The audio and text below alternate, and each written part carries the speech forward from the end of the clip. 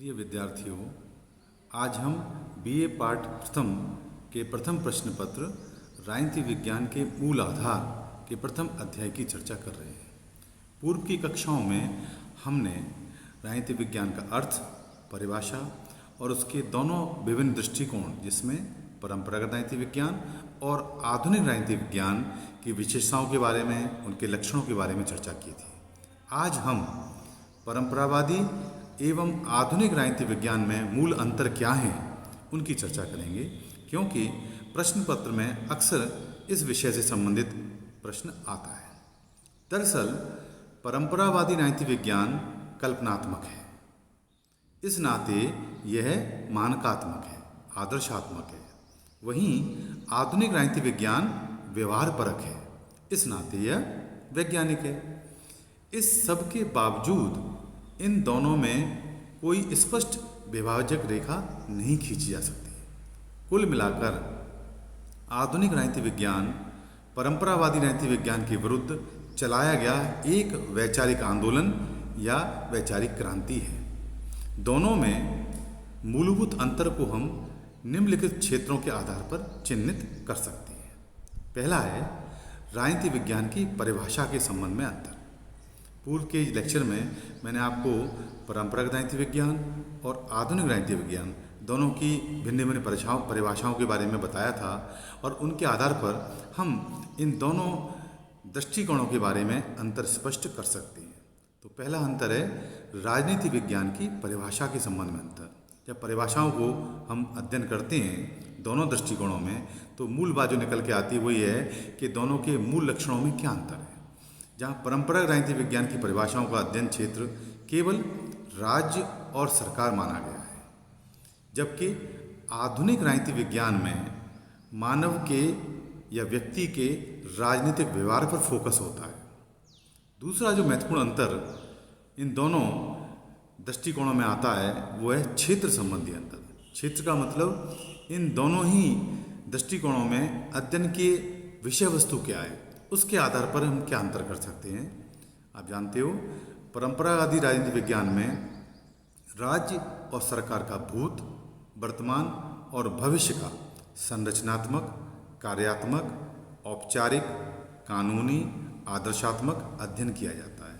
आपको बताया था मैंने कि परंपरावादी राजनीति विज्ञानी पॉलिटिकल साइंस के अंदर इस राज्य सरकार का जो अध्ययन करते हैं उसमें यही देखते हैं कि राज्य की उत्पत्ति कैसे हुई, उसका विकास कैसे हुआ, कौन कौन से सिद्धांत हैं राज्य की उत्पत्ति के, राज्य के कार्य क्या हैं, राज्य की संरचना क्या है, सरकार के अंग कितने हैं, कार्यपालिका, विधानमंडल, कार्यपालिका है ना, न्यायपालिका, इनके कार्य क्या हैं। तो इस प्रकार ये परंपरावादी राजनीति विज्ञानी पॉलिटिकल साइंस में राज्य सरकार का जो अध्ययन करते हैं वो भूत, वर्तमान और भविष्य का संरचनात्मक, कार्यात्मक, औपचारिक, कानूनी, आदर्शात्मक अध्ययन किया जाता है।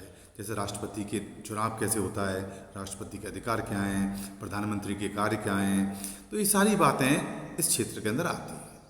वहीं आधुनिक राजनीति विज्ञान में संस्थाओं का ही नहीं, उनकी प्रक्रियाओं के अध्ययन पर फोकस किया जाता है। अर्थात ये जो विभिन्न अंग हैं, संस्थाओं के जो विभिन्न अंग हैं, ये किस प्रकार निर्णय लेते हैं, निर्णय प्रक्रिया क्या है, उस पर अध्ययन पर उस पर फोकस किया जाता है। तीसरा जो महत्वपूर्ण अंतर दोनों विचारधाराओं में, दृष्टिकोणों में है वह है प्रकृति के संबंध में अंतर। राजनीति विज्ञान की प्रकृति पूरी तरह से दार्शनिक प्रतीत होती है, जबकि आधुनिक राजनीति विज्ञान की प्रकृति वैज्ञानिक है। आपको बताया था कि प्लेटो ने अपनी पुस्तक रिपब्लिक में दार्शनिक राजाओं के सिद्धांतों की चर्चा की। उससे ऐसा लगता है, जब उसको हम पढ़ते हैं तो लगता है जैसे कि कोई दार्शनिक किसी राज्य की व्याख्या कर रहा हो कि राज्य में न्याय की स्थापना कैसे हो, राज्य में किस प्रकार का शासक हो, उसका चयन कैसे होगा, राज्य की विभिन्न जो कार्यप्रणालियाँ हैं वो कैसे चलेंगी।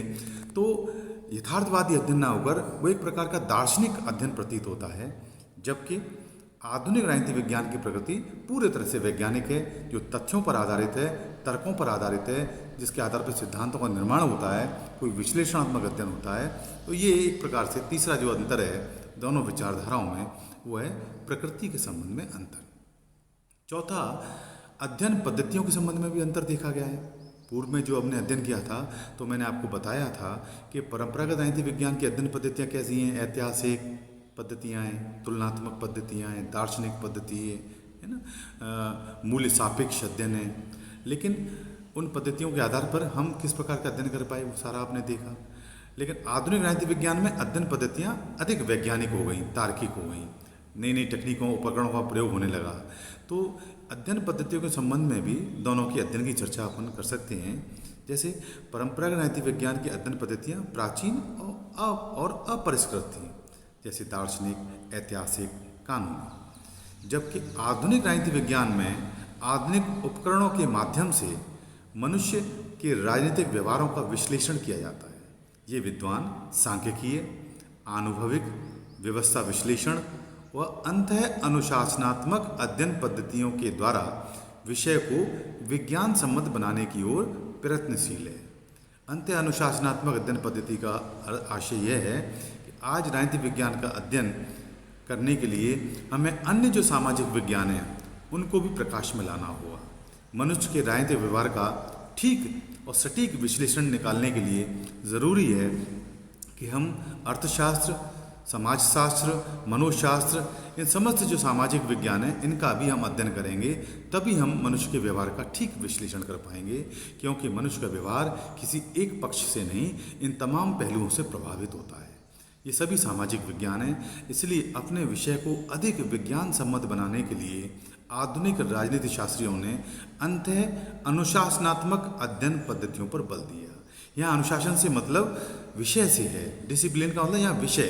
अन्य जो विषय के क्षेत्र हैं समाज विज्ञान के, चाहे अर्थशास्त्र हो, चाहे समाजशास्त्र हो, चाहे मनोशास्त्र हो, इतिहास हो, इन सभी विषयों का समानांतर अध्ययन करना होता है। तभी हम मानव के व्यवहार का ठीक और उचित विश्लेषण करके कोई निष्कर्ष निकाल पाएंगे जो अधिक विज्ञान सम्मत होता है। तो विषय को अधिक वैज्ञानिक और सटीक बनाने के लिए आधुनिक राजनीति शास्त्रियों ने अंतः अनुशासनात्मक अध्ययन पद्धतियों पर अधिक बल दिया है। वहीं पांचवा अंतर है वह मूल्यों के संबंध में अंतर। परंपरावादी राजनीति विज्ञान आदर्श, नैतिकता व मूल्यों में आस्था रखते हैं। इसलिए कहा गया है कि परंपरावादी राजनीति विज्ञानी सब्जेक्टिव अध्ययन करते थे, ऑब्जेक्टिव नहीं, है ना। वहीं आधुनिक व्यवहारवादी विचारक मूल्य निरपेक्षता की बात करते हैं। वो ये मानते हैं यदि शोधकर्ता अपने स्वयं के मूल्यों को, अपने स्वयं की धारणाओं को यदि अपने अध्ययन में आधारित कर देगा तो वो अध्ययन विशुद्ध नहीं हो पाएगा, वो अध्ययन वैज्ञानिक नहीं होगा, वो हमारी मान्यताओं, हमारी धारणाओं पर आधारित होगा। तो वैज्ञानिक बनाने के लिए, निष्पक्ष अध्ययन बनाने के लिए हमें ज़रूरी है कि हमारा अध्ययन मूल्य निरपेक्ष हो। इसलिए परंपरावादी राजनीति विज्ञानी और आधुनिक राजनीति विज्ञानों में एक बड़ा अंतर ये है मूल्यों के संबंध में अंतर।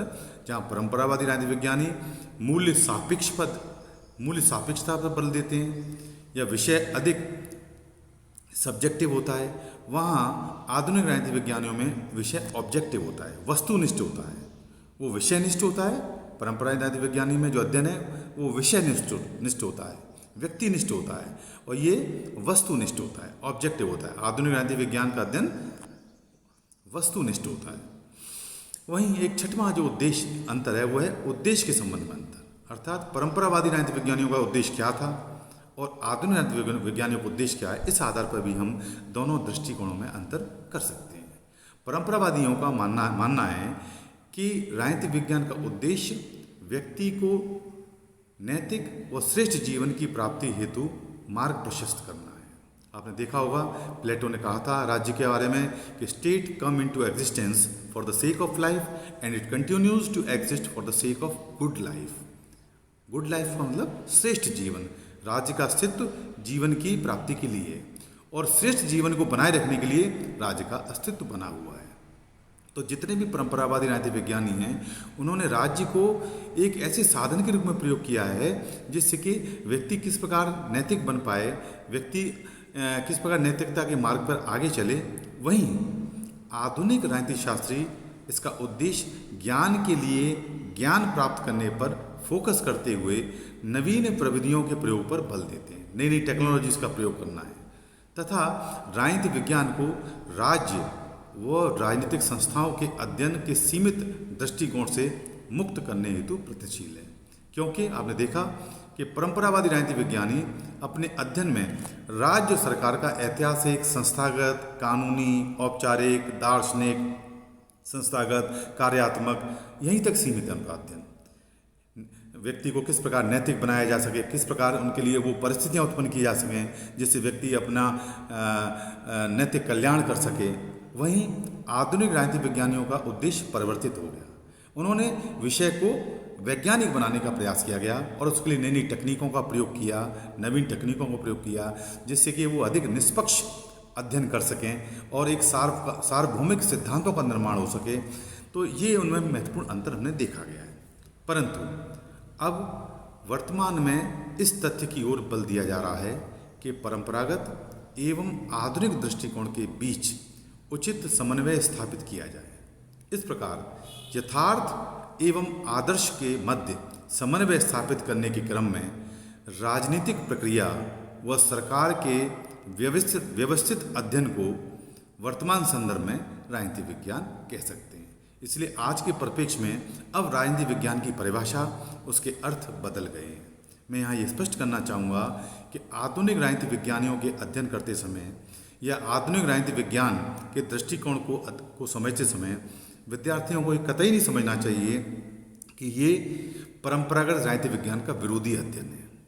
हाँ, अध्ययन के दृष्टिकोण में, उनके उद्देश्य में, उनकी विभिन्न प्रकार की अध्ययन पद्धतियों में इनमें परिवर्तन आया है, लेकिन इसका आशय ये है कि हम परंपरागत राजनीति विज्ञान का उस सिस्टम का तो अध्ययन करेंगे ही, लेकिन उसके साथ साथ अपने विषय को अधिक वैज्ञानिक बनाए रखने के लिए, अधिक समाज उपयोगी बनाए रखने के लिए, अधिक प्रासंगिक बनाए रखने के लिए ज़रूरी है कि उस अध्ययन को हम निष्पक्ष बनाएं, उसमें नवीन तकनीकों का प्रयोग करें, जिससे कि वो समाज में नित्य उत्पन्न होने वाली चुनौतियों को पहचान सके, उनको चिन्हित कर सके और उनका उचित समाधान निकाल सके, जिससे कि हमारे विषय का जो महत्व बना रहे और उसकी उपयोगिता बनी रहे।